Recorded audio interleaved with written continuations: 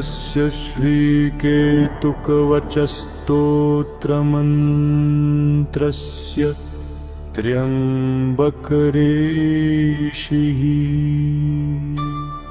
अनुष्टप्छन्दः केतुर्देवता कं बीजं नमः शक्तिः केतुरिति कीलकम् केतुप्रीत्यर्थं जपे विनियोगः केतुकरालवदनं चित्रवर्णं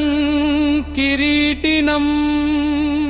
प्रणमामि सदा केतुं ध्वजाकारं ग्रहेश्वरम् चित्रवर्णशिरपातु भालं धूम्रसं द्युतिः पातु नेत्रे पिङ्गलाक्ष श्रुति मे रक्तलोचनः घ्राणं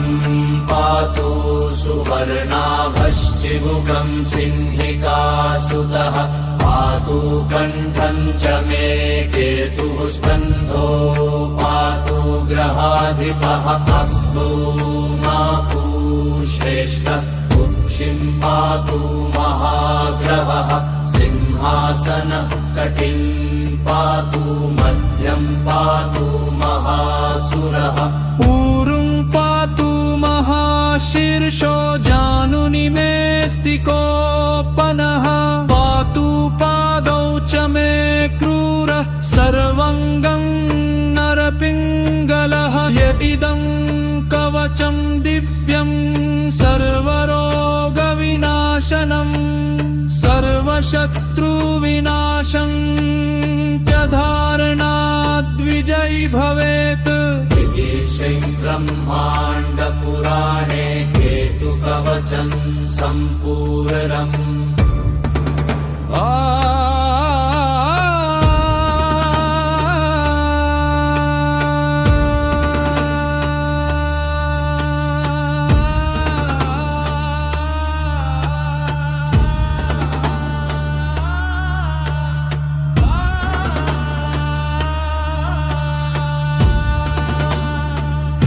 केतुर्देवता कं बीजं नमः शक्तिः केतुरिति कीलकम् केतुप्रीत्यर्थं जपे विनियोगः केतुकरालवदनं चित्रवर्णं किरीटिनम् प्रणमामि सदा केतुं ध्वजाकारं ग्रहेश्वरम् चित्रवर्णशिरः पातु भालं धूम्रसं द्युतिः पातु नेत्रे पिङ्गलाक्ष श्रुति मे रक्तलोचनः घ्राणं